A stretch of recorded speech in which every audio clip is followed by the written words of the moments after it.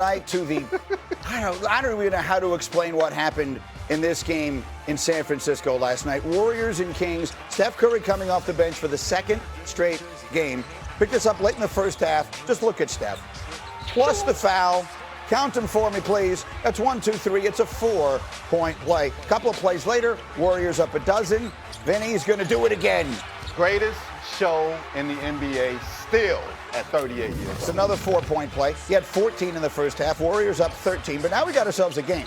This is the moment. 3.5 to go in the fourth quarter. Kings trailing by 1. Now they're not. Precious Achiuwa with the bucket. So the Kings have a 1-point lead. I want you to watch the upper right-hand corner of your screen. What you're going to see is Doug McDermott intentionally fouling Seth Curry. This is up 1 point. Another look at it, upper corner of your screen. Now he's committing a foul because God forbid they win this game. Draymond Green is incredibly upset. He's letting everybody know about it. The game continues. McDermott winds up hitting a corner 3, so I don't know which team he's rooting for. Kings are up by 3. Next Warrior possession, Curry from up top. He would score 17. That goes in. He's ridiculous. Game tied at 104. 2 minutes left. It's Curry. It's Brandon Pajemski. Knocks down the 3. So all is well for Sacramento. They lost the game, which obviously they were desperately and obviously trying to do.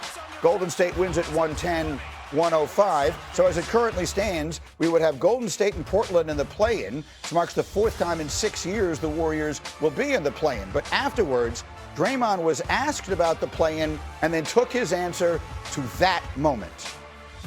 I saw a team tonight foul Seth Curry with 3 minutes to go in the game for no reason. In the penalty. I get fined when I do wrong. Just fine the hell out of people. You know, we love taking money from players. Keep fining the teams. I've seen 2 fines. And we all know everybody tanking. But you've seen 2 fines. If it was players, we snatched that money in a heartbeat. Why isn't it the same? And we see 12 teams tanking. We've seen 2 fines. If my math serves me correctly, that's 10 that ain't been fined. Just some quick math. It could be wrong, so don't judge me if it's wrong. But we're going to keep that same energy when it comes to teams, when it comes to officials, when it comes to everybody but players. We don't keep that same energy.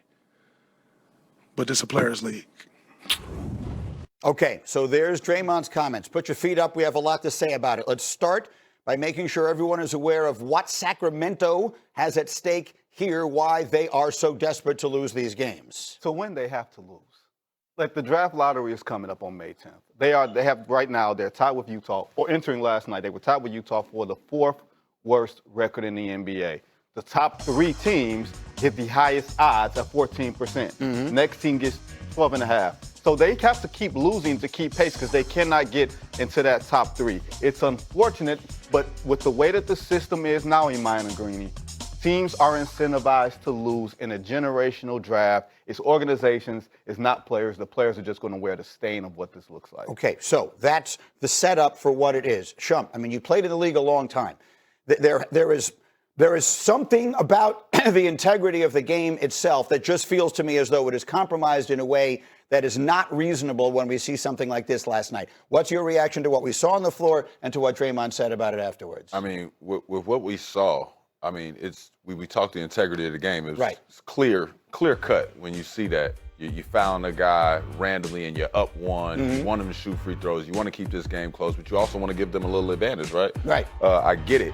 What they're trying to do, like you said, it's a generational draft coming in. It's going to be some guys in here that can help shake up this league. But when you see something like that, if you're a player and you're just playing competitively, you're like, hey, when like you said, whenever we do something wrong, we get fined. Right. They let us know about it. We got to watch it in the media. We got to hear people talk about it. And it's like, this is happening, it's getting talked about, but we're not pointing fingers, putting people's pictures up, and now it's a bunch of comments on their Twitter. It's just like, yep, they're tanking, whatever. Right. And I get him saying that. There's nothing wrong with him saying that, but I can't sit here and look at this draft class and say, I wouldn't tank if there wasn't a penalty. And it's also important to note the Utah Jazz was fined $500,000 in February because they sat Lauri Markkanen and Jaren Jackson in the 4th quarters of games that they were clearly winning, and they wound up putting in clearly lesser players on purpose.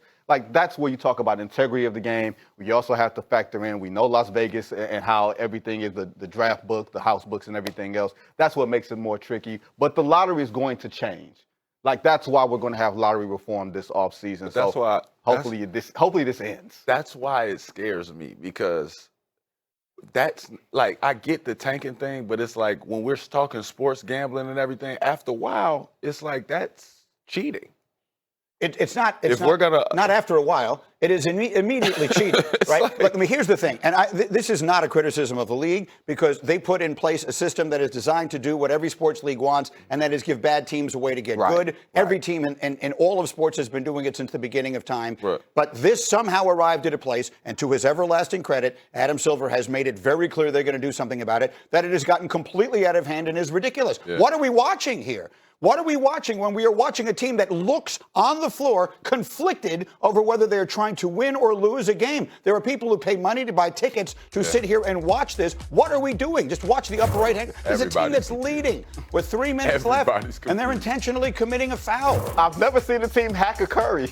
Like, I've never, that's what was never seen that before. Right. No, I think, we have to be honest on a bunch of different levels here. Like you said, generational draft. It's 5 teams that's doing this. It's a handful of teams that are sitting in the middle. And there's great basketball on a night-to-night basis that we're seeing with playoff races and positioning, and we're going to talk about that later. This is just a bad stain that we're giving a lot of attention to in terms of what it looks like. But you're right, Greeny. It's going to change. It looks bad. If for it to look this bad, that means that Adam had to do something about it, and I'm glad that the secret is out, as opposed to everybody lying about it. We don't have to lie anymore. Right.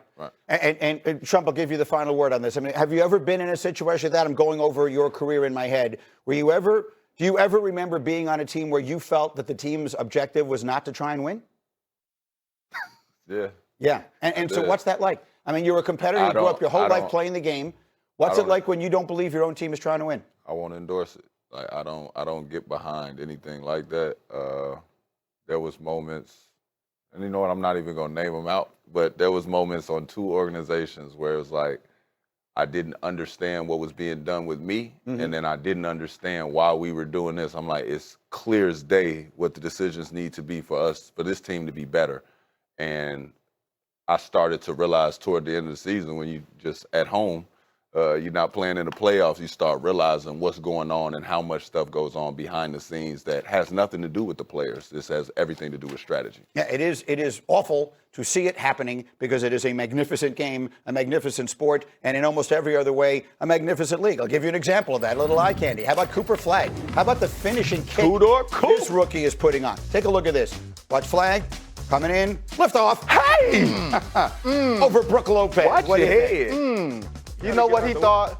This white guy can't dunk. He can't dunk.